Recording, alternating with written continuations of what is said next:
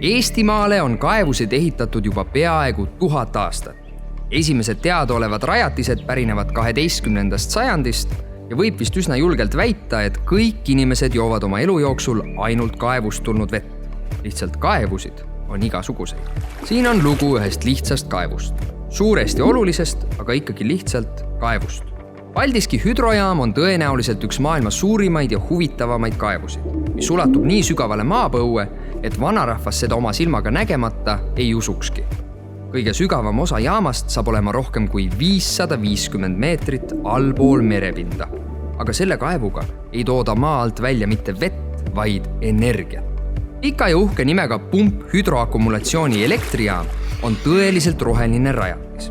Eestlased, suured ökoelu armastajad, kes sorteerivad hoolega prügi, ei joo enam kõrrest ning loobuvad rõõmsalt plastiknõudest ja liigsetest kilekottidest, elavad tänaseni riigis, kus suur osa energiast tuleb põlevkivist, mis omakorda on Läänemere suurimaid saastajaid.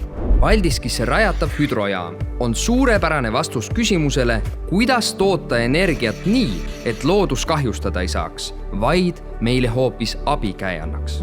Kõik, mis selleks vaja on, peitub meres ja maapinnas.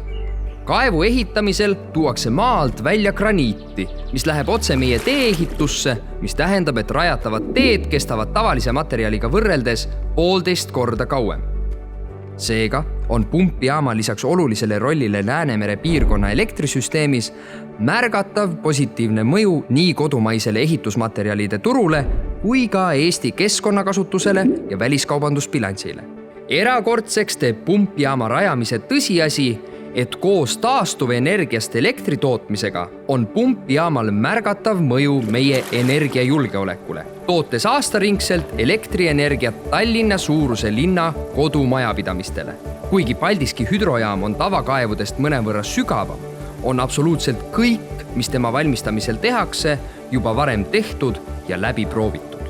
Ei ole lihtsamat asja. See on kaev, keskkonnale ohutu ja loodussõbralikult rajatud, kuid seesugune, mis ei too meile maapõuest mitte vett, vaid energiat.